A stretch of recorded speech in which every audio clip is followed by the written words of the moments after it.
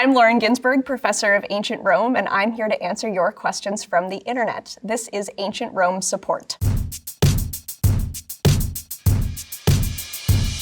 At Abe Eagle, why did Romans wear togas? The average Roman did not go out of their house hanging out in a toga because togas were extremely long, extremely complicated gowns to put together, so even extremely elite Roman citizens recognized the toga as a ceremonial gown. I like this image because we have all these people who are wearing things that are decidedly not togas. What they are wearing is the basic Roman garment that anyone of any status, male or female, would wear, which is what's called the tunic or the tunica.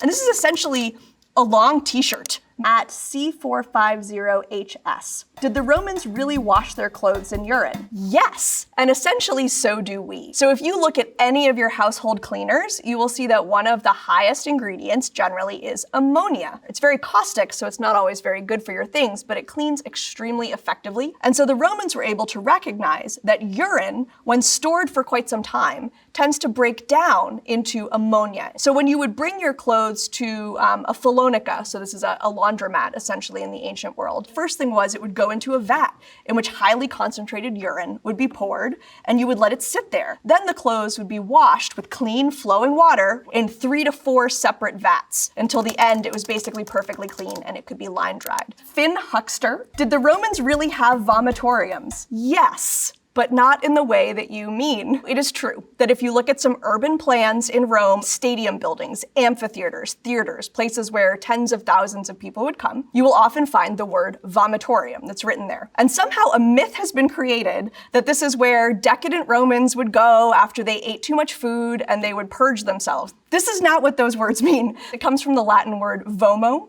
vomere, which basically means to send forth. And so yes, on the one hand, send forth your food. But on the other, it can mean to send forth people. So what these were actually large stairways to get lots of people out of a stadium very quickly. So we actually still use the exact same technology that Romans called vomitoria. We just don't call them vomitoriums. And I, for one, think maybe we should. At Not Land Lou. Man, they didn't even have popcorn back in ancient Rome. True story. What did they snack on in the Colosseum? This made headlines last summer because they've actually started to do excavations in the drainage system of the Colosseum and in the sewers. Because if you think about it, if you go to a rock concert today, you can see everything sticky on the floor, people throw their food all over the place. Where does that go?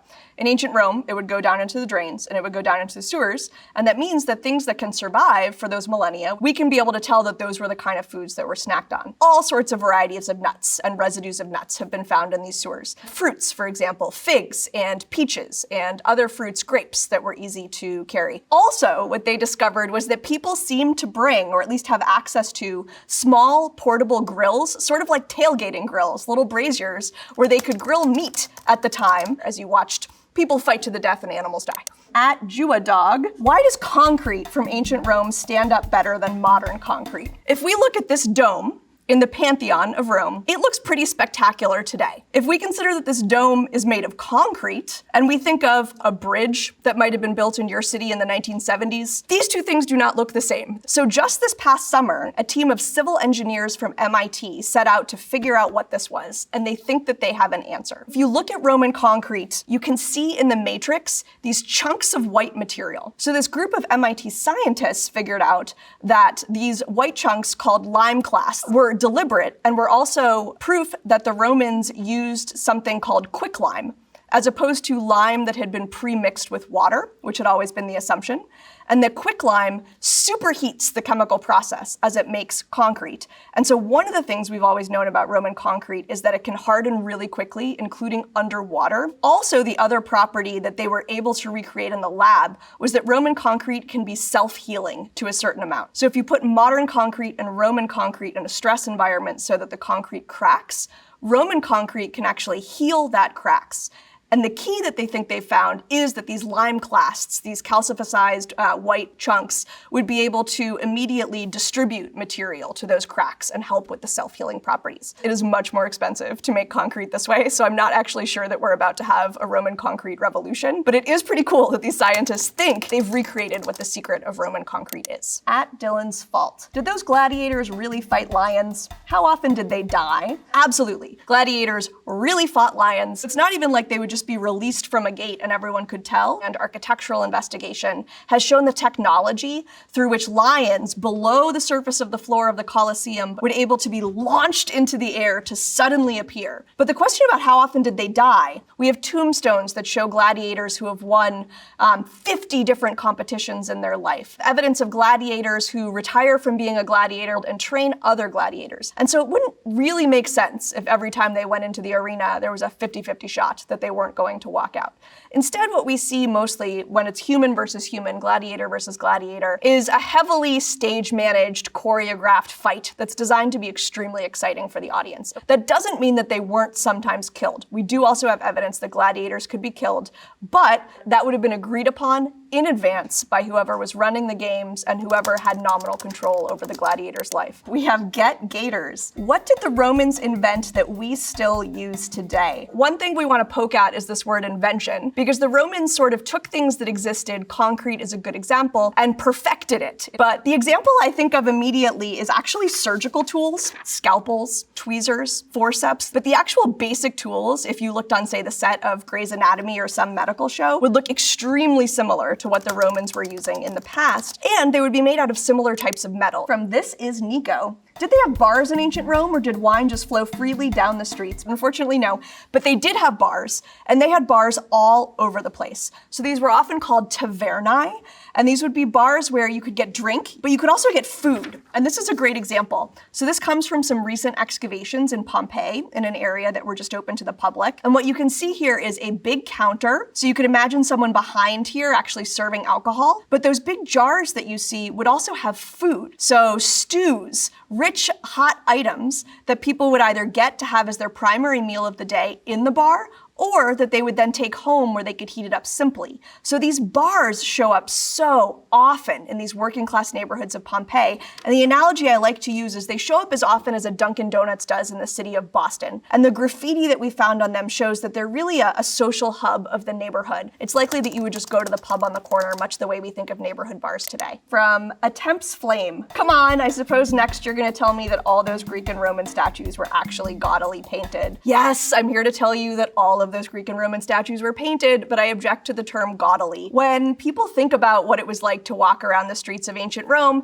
they think about these things that are here: bright white marble, marble buildings, marble statues. The Romans would have found all of this white marble extremely boring. They loved vibrancy, and they were also world-class painters. There was a fantastic exhibit last summer at the Metropolitan Museum of Art that actually featured a number of recreated statues in which scientists had very carefully taken tiny bits of pigment on statues. So you could see that, say, a statue of someone like Nero here, each layer of clothing would be painted with shades, with texture, with patterns. And the same thing is true with Roman buildings. Rome was awash of color. Nevada de Night 67. Was ancient Rome really a sexual free-for-all? So here's the thing. Romans had a very healthy sex life. Romans had sex inside and outside the institution of marriage. Romans had sex for procreation, yes, but also for pleasure. Romans had access to contraception. Romans, especially Roman women, would rise up when they thought that those rights were being curtailed.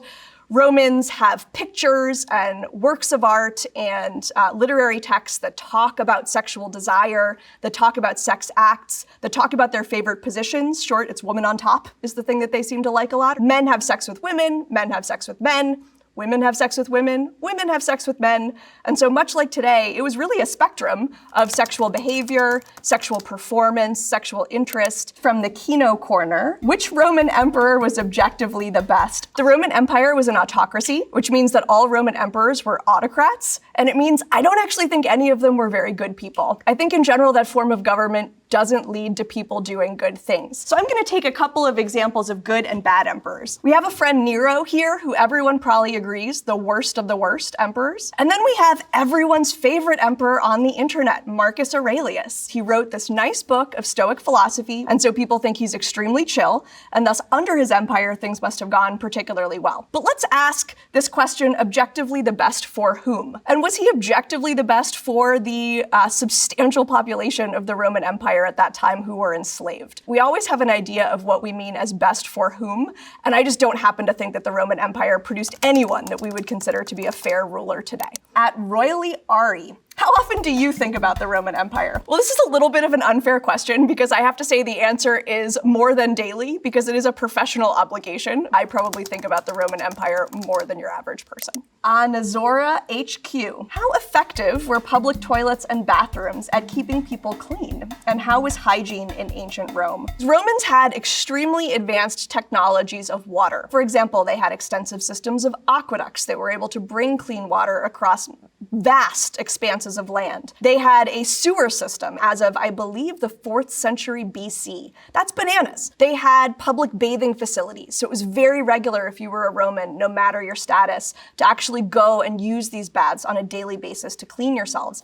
And yes, they also had public toilets. This would not be the only place that people would go to the bathroom, but you can see in this that we would have stalls. They would probably not lead to a lot of privacy. And you can see that running along down the side of them would be places for channels of water. So what were the Romans not good at in terms of hygiene with this water technology? Well, they didn't understand things like dysentery, about communicable diseases that way. And so if you're having, say, reusable toilet paper, which in the Roman world would be a sea sponge, and it's being cleaned in vinegar, which can do some things, that's not going to stop things like dysentery from being passed along. Anazora HQ. What kind of toys did Roman children play with? We have so much wonderful information about the value that was put on playing as a social emotional strategy for raising Roman children. One of my favorite is actually this doll. This particular one is made out of ivory, and what's so impressive about it is you can see that the limbs are articulated, so you can see that you can sit this doll down, you can have her stand up, and this doll actually also has the famous hairstyle of the Roman empress at the time, Julia Domna. So she's also a high fashion doll. We know that dice games were very common, walking toys that would clearly teach little toddlers how to walk, and a lot of the building blocks that teach children how to play with each other were considered particularly important. And with this doll could also be considered extremely beloved objects that someone would keep well past their girlhood.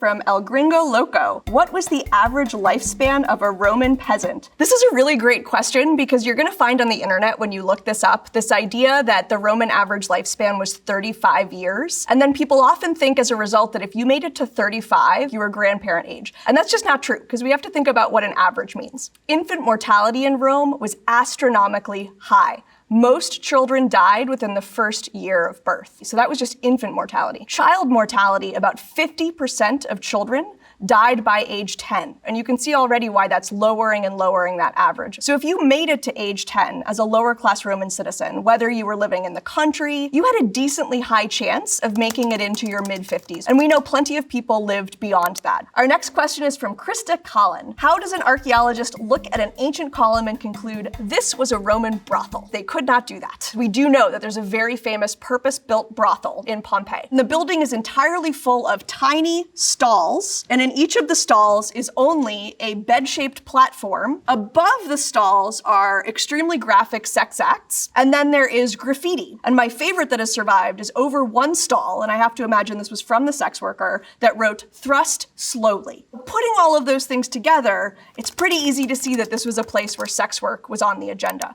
Namahona Twitu, what rights did Roman women gain in imperial Rome? Roman women couldn't vote, and that's a big one. But Roman women could be citizens. Roman women could own property in their own name. They could inherit property in their own name. Roman women could be business owners, and some of whom were using their own business sense to advance their children, especially their sons, in their political ambition. Roman women could hire a lawyer to defend themselves or to bring a suit in court. Roman women lived with a greater degree of freedom across social classes than we're used to seeing in the ancient world. At Cream Cakes, how many civil wars did Rome have, including the Byzantine era? That is a very hard question to answer for very good reasons. One is that the Romans thought that civil war was something inside them that you had to fight against every day or it would erupt. Romans had documented civil wars, and they're the ones that actually came up with this term, where two Roman armies would fight each other, headed by two Romans. But what's the difference between that and an uprising of enslaved people who were part of the Roman population like Spartacus? Is that a civil war? What's the difference between the whole system of Roman provinces rising up against Roman rule? They're part of Rome, and they're rising up, and they're fighting, but they're fighting more with guerrilla war tactics. Do we call that a civil war? You can see it becomes very hard to parse when one part of Rome is fighting the other, but it happens all the time. At Blood Orange, what the fuck did ancient Romans wear during the winter? I know, right? Because all the images we see are in these sort of lightweight linen shirts and like sandals. That's our image of Rome. And it snowed in Rome. Well, the key to Roman happiness in this would be layers in the same way that it is today. And Romans actually had access, even then, to material that we know is the best to keep you warm, and that is wool. So the average Roman would wear socks. Yes, Romans really pioneered the idea of socks and sandals. They would wear extra thick socks, but they also didn't just wear sandals. They had thick leather shoes, and the more layers of leather, the better those shoes would be in winter conditions. And then cloaks. Tons and tons of beautiful wool cloaks on top. At Robert Smith 29th. I was wondering how the Romans produced their Roman coins and how they put the emperor onto the coins. The way the Romans made coins was a by hand process. So what you would do is you would have a base, and you would put in this base a mold that had one side of the coin. And in that mold, you would put a metal disc, and I would put it face down. So you can imagine it's almost like a clam with two molds, and the metal disc goes in here. And then I take a hammer and I whack it. And that's called stamping. And that would put the images on both sides of the coin. From at Theist in Thought. Did ancient Romans go on hikes or go to the beach for relaxation? Yes. There was a heavy leisure time activity in Rome where people would go to the coast, especially the Bay of Naples, and have seaside villas and go to these really fancy baths, sort of like a spa vacation, but it could last months, the extreme elite of Rome that would have access to these seaside villas. So the average Roman person probably didn't have a lot of time to be able to do that. So what did they do to relax? Rome had a lot of holidays around a festival calendar, and these festivals would feature gladiatorial matches, they would feature chariot racing, they would feature theatrical spectacles, including the ancient equivalent of musicals. And we have evidence that people, even from rural communities, would come in for these festivals, especially the big ones. That's because they were state holidays. In the empire, there were over 100 days of public holidays. At Just Tamon. So like, in ancient Rome, what was living there like? People worked and then went home, and did they pay rent? The average Marcus, I should say, instead of the average Joe. He could be a shoemaker, could be someone who sews clothing, could be a launderer. Any of the activities that you need done in your general city life would be the same thing that they would need done in ancient Rome. Sometimes home was right above you. If they were quite wealthy, they might own the space that their shop is in, but often they would be renting out both of those spaces from a landlord. And you bet the Romans complained about their landlords. Shoddy upgrades, vermin that weren't being taken care of, a neighbor who parties too hard and wakes the baby. At TweakFan25, did they have weed in ancient Rome? Yes, but not in the way that you were asking. Romans really loved hemp as a plant, and they loved how easy it was to make ropes with it. We find hemp products all over the place. And hemp, the word for it in Latin, is cannabis. So you can see the connection. But there's no sense that the Romans, first of all, smoked it. Smoking was not a particularly good thing in Roman culture, but there's also not great evidence that they recognized its sort of mind-altering possibilities. At Kevin Feeney, it will always be faintly extraordinary to me that Roman historians cannot agree on the answer to the superficially simple question of how many Roman emperors were there. So when Augustus is the first emperor, he declares a successor, Tiberius. Tiberius becomes the next emperor, and miraculously we have two. So why is it so hard to keep counting? Eventually Rome becomes big, and eventually other people decide they could be emperor. And what does it take to become emperor? For a lot of Romans, the answer is an army that they're paying can declare them emperor, and they can besiege Rome until they are declared emperor. Flash forward to later in the Roman Empire, when we have divided centers. Is the center of Rome the city of Rome anymore? No. There's a center in Constantinople. Sometimes it's Milan, sometimes it's Ravenna. We're getting then multiple emperors or people who could be perceived as emperors at the same time, but we also get usurpers, guys with armies that come in, think, I could do this. And who gets to declare them emperor at that point? There aren't rules for this one way or another. It can become really hard for us to tell who is emperor. And sometimes all we have is a single coin as evidence. Just one coin that one guy who claims to be emperor minted. Was he emperor? We have no idea. At Terra Encounters, how many gods did ancient Romans worship? It's not really fair to ask how many gods they worshipped. It's more fair to ask, What gods didn't they worship? Romans saw divine in lots of things. Springs had a divine being. Caves had a divine being. They had a festival to ward off mildew, and it was called the Robigalia, and it was in April. And that showed that they also thought that mildew had a divine spirit in it that they could essentially bribe to not destroy their crops. So the Romans had a really heavy investment in seeing the divine in as many places as possible and finding a way to connect with that religiously. At Shakespeare, I need someone to tell me if Romulus and Remus were real, like, immediately. Romulus and Remus are the legendary founders of Rome. They were twins who'd been expelled from their patrimony by an evil king, and they were supposed to be drowned in a river. And the legend goes that a she-wolf found them and nursed them and prevented them from dying. And then when they grew up, they were able to overthrow the evil king, and they were able to found their own civilization. But even the Romans are pretty skeptical about this story. You can see a lot of the historians later saying, really? A she-wolf? Are we sure it wasn't a sex worker that we just called a she-wolf? This was a pretty legendary story, sort of like George Washington and the cherry tree, and they didn't put much factual faith behind it. All right, that's all the time we have for questions for today. I hope you learned something weird and interesting about Romans, and we'll see you next time.